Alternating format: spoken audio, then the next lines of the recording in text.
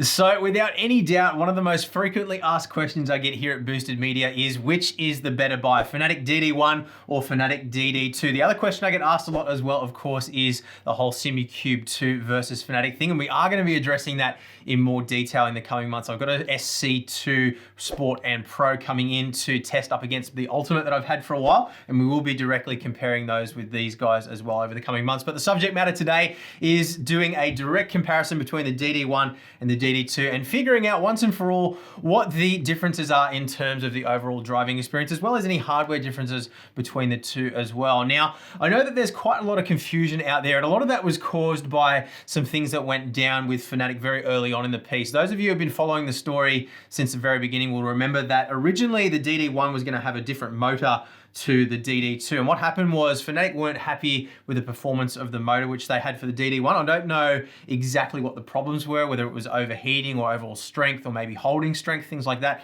I don't know exactly what the story was, but basically, long story short, they ended up putting the DD2 motor into the DD1, but limiting the torque specifications. On paper, the DD1 has a peak torque of 20 Newton meters and a holding torque of 15 Newton meters, whereas the DD2 is 5 Newton meters above with a peak of 25 and a holding of 20. But exactly how much difference does that actually make in the real world? That's what we're going to be finding out today. But there are a couple of other little cosmetic differences, as well as a couple of other feature differences as well. Firstly, the difference in warranty. So the DD1 comes with 3 years standard manufacturer warranty, whereas the DD2 comes with 5. Now, depending on where you live in the world, this can sort of determine whether this is actually a worthwhile increase or not. Here in Australia, we've got some pretty strict rules around consumer law, and it works very much in the consumer's favor. And generally speaking, if you're buying something that is of significant value, then you can generally argue that the warranty period should extend beyond the manufacturer's period anyway. So I don't actually have any experience with that. I haven't had to make a warranty claim with either of these wheelbases, thankfully, although I haven't actually powered this one on yet. But yeah, that's just something to consider there straight off the bat. Just because one is 3 years and one is 5 years doesn't necessarily mean that in the real world, the coverage that you get is going to be different. So just be aware of that. Make sure you check your local laws depending on where you are in the world regarding consumer protection. The other thing, of course, is the DD2 does come with the emergency stop button, which to buy on its own is quite expensive. Now, I have to admit, I was a little bit disappointed with the quality of the emergency stop button when I first unboxed this. And I talked about that a little bit in my DD2 review a couple of months ago. Look, there's nothing wrong with it. It serves its purpose just fine, and the actual action of the button itself is perfectly fine. But just the overall plastic construction of it, it's not carbon fiber. It's kind of fake etched plastic carbon fiber look, and it just doesn't have the same quality, fit and finish as the actual wheelbase does, which was a little bit disappointing, particularly when you consider how much this costs to buy as an optional accessory for the DD1. Now, you can actually build your own. It's really just a momentary switch with an LED and a emergency switch as well. There is a little bit of circuitry inside. It's nothing overly complex, and I have seen plenty of examples of people that have built their own emergency stop buttons for a lot cheaper than what it costs to buy from FANATEC. Now, the other thing, of course, to consider is that this does also add the convenience of being able to remotely turn on and off the wheelbase. Normally, you would have to sort of reach around the back and push on a button to switch it on and off, and that involves kind of reaching up and around the wheel. You know, if you're sitting with seatbelts on in a rig, you kind of have to get up and move, and it's a little bit inconvenient. It sounds trivial, but it does make a genuine difference as well. So just something else to keep in mind. Now, in terms of whether or not you actually need an emergency stop switch, in the year and a half or so, no, it's been about a year that I've been using direct drive wheelbases now. I've never actually needed one on my Simucube 2 or the DD2. The only time I've ever needed an emergency stop switch was on the SimMagic M10 when that went crazy on me, and I didn't actually have an emergency stop switch. All it has is a little rocker switch on the power cable. But yeah, in that scenario where it was shaking the rig to pieces and it was just going absolutely nuts, I very much did wish that I had an emergency stop switch. And I think that, you know, it's definitely something that I would recommend having on a wheelbase of the strength of the DD2 and the DD1. You know, even though I've never needed it, I think it's kind of like the argument of, you know, cars don't need airbags because I've never had a crash. Like, I've never actually been in a car accident where the airbags have gone off, you know, in my 16 or 17 years of driving. But that certainly doesn't mean that I would want to remove them from my car. And I think it's kind of the same argument with emergency stop switches. The one time that you need it, you'll be glad that you had it. So yeah, I do think that, you know, particularly if you have young kids that might get their hands on this gear, it really isn't a toy. and it can genuinely hurt you. So yeah, I do think that emergency stop switch is an important thing to factor in. Now, in terms of other cosmetic differences, really the only other thing to note is the carbon fiber finish. Now, these panels are removable, and I'll just quickly try and get my finger underneath here and lift one up for you now. So on the DD2, these are carbon fiber. Now on the DD1, these are aluminium. So I'll pop it off here quickly, and you can see the magnets there. These literally just stick on with magnets. So again, if you wanted to wrap these with carbon, you could. If you wanted to wrap them with any other color or paint them, you know, really your creativity can run wild there. And I have actually seen recently in some of the Facebook groups, some really impressive, you know, professionally made skins for these. So I definitely would recommend checking those out if that's something that interests you. But yeah, I mean, this is really a subjective thing. There's no advantage to either one. Aluminium versus carbon fiber, personal preference really. Now, literally the only other cosmetic difference between the two is the FANATEC logo on the side of the DD1 as opposed to the clean skin on the DD2. Now, this is a, I believe, vinyl sticker, but it's quite a thick vinyl. It's a really high quality sticker. But if you're not the sort of person that likes to advertise brands on equipment that you've already paid for, then you can peel those stickers off as well if you wish to do so. So that covers everything in terms of the cosmetic differences between the two. So let's have a bit of a deeper dive now into the physical hardware differences, including the power supplies as well, and see exactly how these two units vary from each other. Then we'll go for a drive. All right, so one of the big questions that I had and that I've seen crop up a lot in the forums is the difference in the peak and holding torque a physical limitation in terms of the electronics and the power supply, or is it just a firmware limitation that's programmed into the software to limit the output of the DD1 as opposed to the DD2? Now, FANATEC have been pretty clear since the very beginning that there are electronic differences between the two, but they haven't told us exactly what those differences are. So let's take a deeper dive now and see if we can figure this out for ourselves. So we'll start off with the two power supplies, bring them inside, and I can tell you that having a look at both of them now, let's see here, they're both physically identical, and indeed they are identical power supplies. Same part numbers it looks like, yep, same part numbers. And yeah, we've got 36 volts DC at 13.33 amps output on both for a total of 479.88 watts. And having a look at the pinouts, those are also identical as well. So that answers that question. The power supplies are definitely the same. So let's now take the back covers off these wheelbases and see if we can dig a little bit deeper into this. So we've undressed both units now, and there are a couple of little differences that I can see. Nothing that is, I guess, conclusive in that something is obviously different from another, but I will run you through just a couple of little things that I did notice. First of all, the big resistors that we see on the back of the panels are the same on both, so 50 watts resistors in both cases. And the motors themselves, as we expected, of course, do look absolutely identical. Now, one thing that I did notice, if we have a look in the bottom here, the PCB on the DD1 is the standard sort of green color, whereas the PCB on the DD2 is blue. Now, that doesn't necessarily mean that they're different in terms of the components that are on them, and I can't see, and I don't want to pull this apart any further than I already have because, you know, I've got a chance of breaking things if I do that.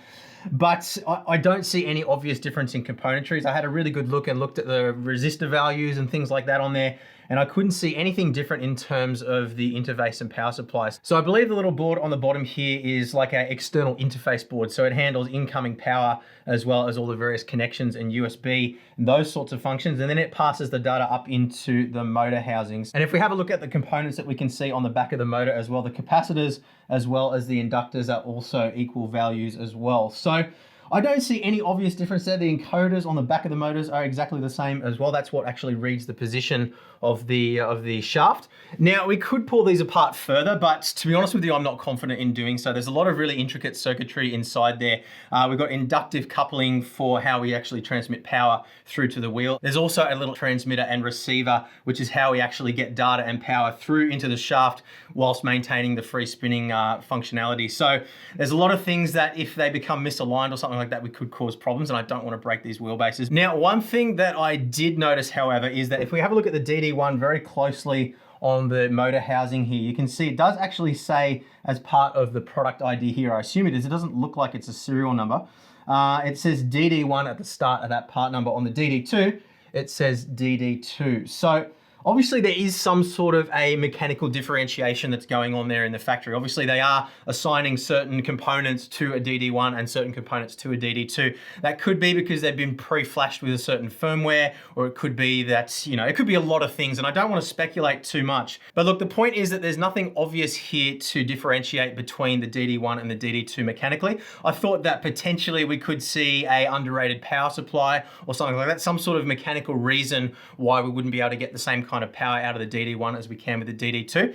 But what I can tell from looking at it is I expected that we might see something like completely different resistors internally, different power supply circuitry, you know, something obvious that would tell us that the DD1 couldn't be ramped up to the same kind of power outputs as the DD2. I'm not seeing anything obvious like that. So my conclusion there is that whatever electrical differences there are between the two must be quite subtle. There's certainly nothing obvious, at least anyway. So let's get the clothes back on and let's get into the important stuff. Let's take them both for a drive and see what the differences are in the real world.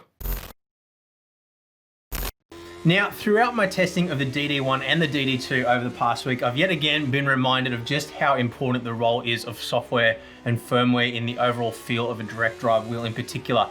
Now, we talked about this in the original review that I did of the DD2 way back, probably late last year, I think it was now.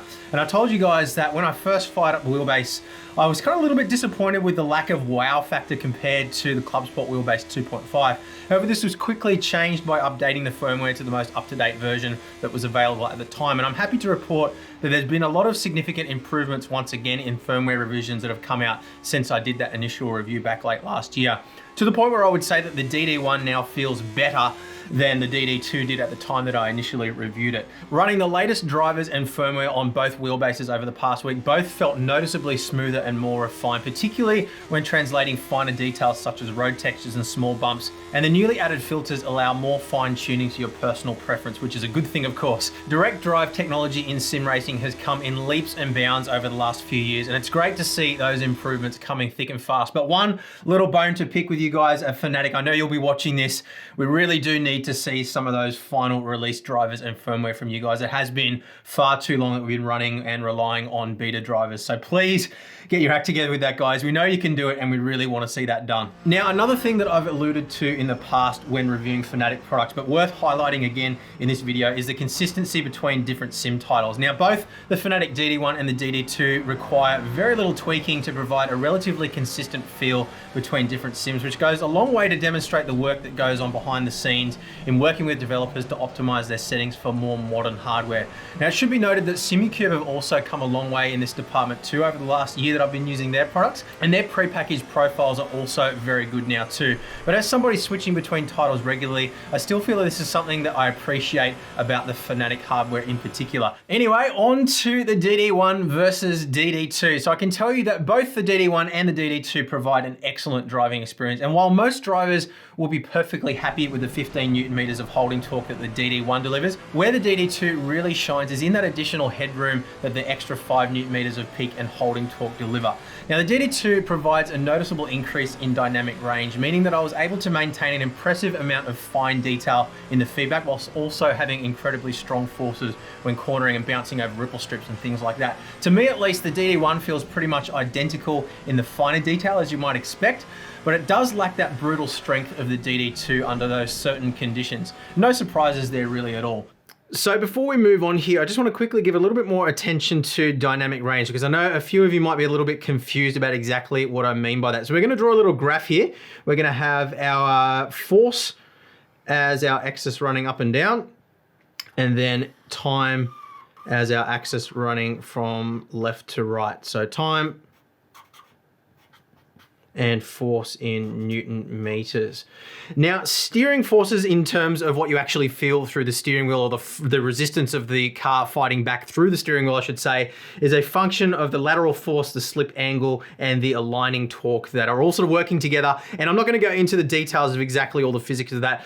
Niels Husingveld, the creator of the pedals and other accessories that you guys might be familiar with, has some really fantastic videos on this on his channel, and I'll link that in the description below for you guys. But for the context context of what we're discussing here right now, all you really need to know is that most cars are gonna be somewhere around the sort of 9 to 13 Newton meter mark in terms of the amount of force required through the steering. Some cars without power assisted steering, such as Indy cars or older Formula One cars, for example, can be up to even in the 30s in terms of Newton meters. So there's by no means to say that the DD1 and the DD2 are more powerful than you'll ever need for a completely realistic scenario. But again, remembering that real life racing drivers are extremely fit and strong, and most of us sim racers aren't anywhere near that. But anyway, we're getting a little bit sidetracked here. So dynamic range refers to the range of force available through the wheelbase. So in the case of the DD1, we have a maximum holding torque, or amount of torque that it's able to sustain through cornering, of 15 Newton meters, and a peak torque or an instantaneous torque of up to 20 Newton meters. For the DD2, that is increased by a further 5 Newton meters. So 20 Newton meters of holding torque and 25 Newton meters of peak torque. So for the sake of our graph here, our force, we're going to go up in increments of 5 Newton meters. So we'll go 5, we'll go 10, we'll go 15, we'll go 20, and then we'll go 25 Newton meters. And we're going to draw a line for the maximum holding torque for the DD1 at 15 Newton meters here. And we'll draw a dotted line at 20 Newton meters to represent the peak torque for the DD1. And then we'll grab our orange marker and we're going to draw a line underneath that at 20 Newton meters for the holding torque for the DD2. And then a dashed line at 25 Newton meters to represent the peak torque for, you guessed it, the DD2. So we'll extend that across. So when you turn into a corner, obviously as the load increases on the car, the torque increases as well. And you'll get little ripples in the torque here, depending on road textures, bumps and stuff like that. So it's never going to be completely flat, but you get the idea here.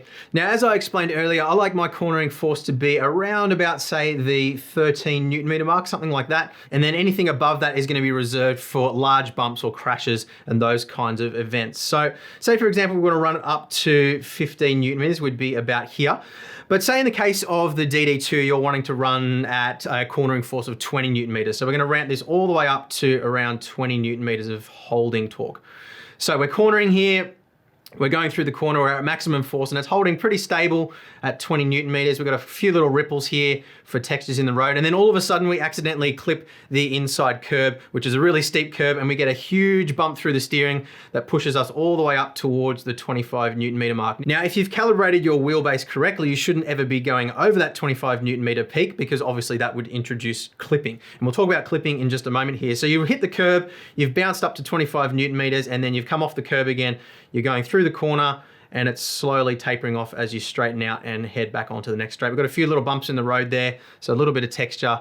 And then as we head out onto the straight, we go back down to 0. So you can see here in the case of the DD2, we've got a dynamic range here from 0 Newton meters all the way through to a maximum of 25 Newton meters. So we're feeling all the differences within that range. Now, in the case of the DD1, we've got a maximum holding torque of 15 Newton meters. So anything over that 15 Newton meter mark, we're going to start running into what's called clipping. And essentially what that's doing is it's limiting the output of the motor or keeping it static at that level. And that's essentially what's called a square wave. So instead of having a nice textured sine wave where you can sort of feel all the details, you're just getting a flat line. It just feels completely static and robotic, and it feels horrible. So that's why people generally try to avoid clipping. But if we try to match the forces that we had with our DD2, obviously we are going to run into that issue with clipping on the DD1. So what we would need to do in the case of the DD1 is scale everything back. So if we were to draw this same line, so exactly the same graph, we'll draw it slightly underneath just for reference, but it's going to be coming up like this. We've got the texture coming up in the road texture, the little bumps, and then we're going to be tapering off at around 15 Newton meters. And then as we hit that big bump in the road, we're jumping up to just under 20 Newton meters, a little bit of texture, and then it's going to drop back down again through the road textures. And I mean, obviously it's a little bit different. It's not drawn completely to scale, but I've kept them a little bit more separated in terms of the time scale, just to, you know, so they're not overlapping each other. But you get the idea here. What we've had to do is essentially scale back our overall dynamic range to fall within the range of the DD1 without clipping. So what that means is that we've had to sacrifice a little bit of the difference between our maximum forces and our minimum forces. Now remember again here that we are talking high levels of force. So say for example, we're talking about a G27. So we'll use the black marker for a G27. So that only has about 3 Newton meters of maximum force. So the entire dynamic range that we have to represent this entire scenario would be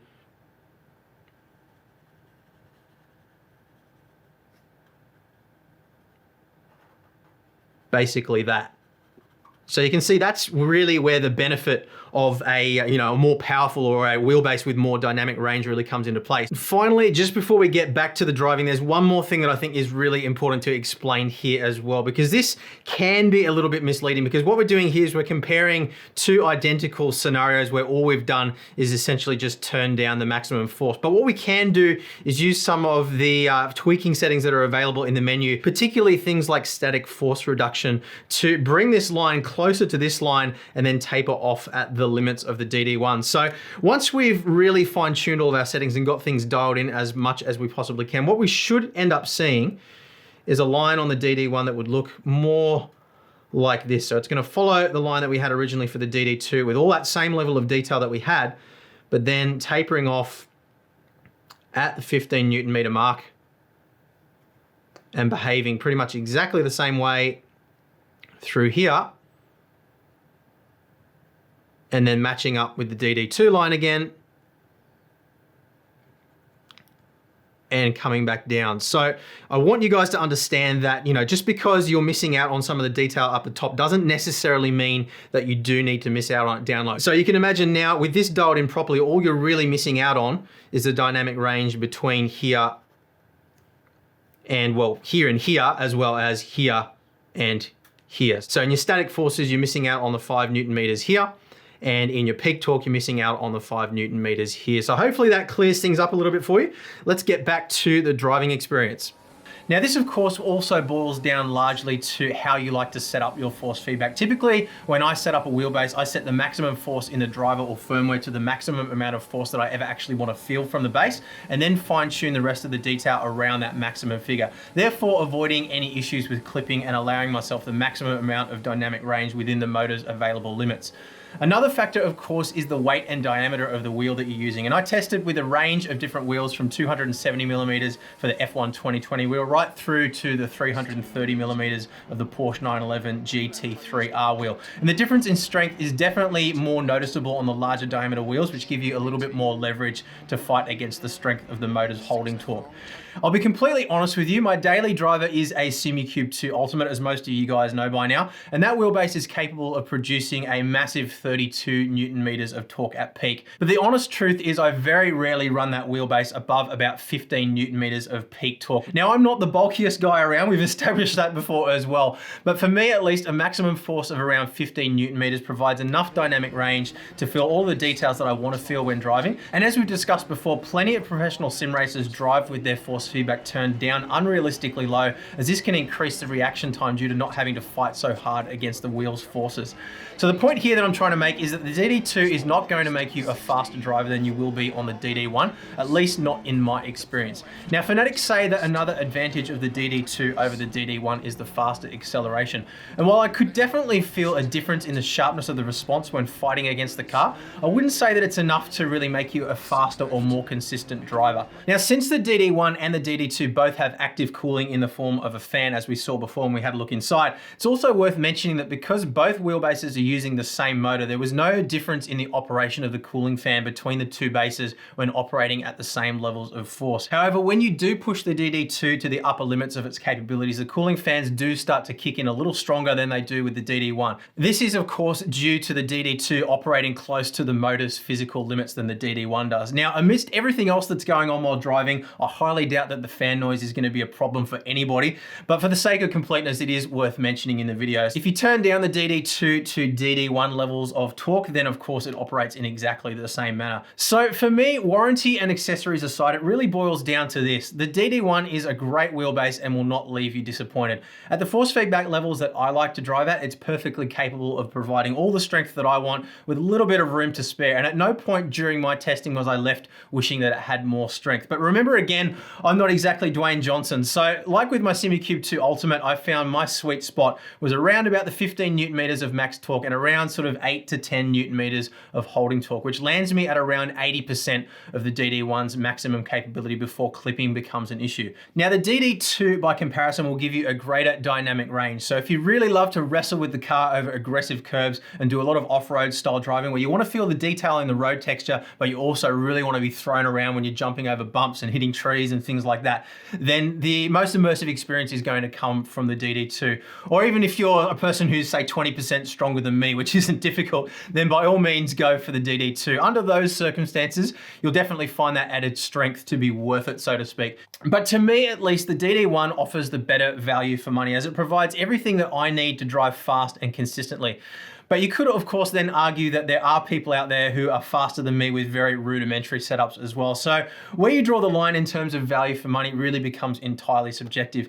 That said, in my opinion, the existence of the DD2 is entirely justified in the upgraded performance that it provides to those who need it. And we also should quickly mention as well the DD1 PS4 version.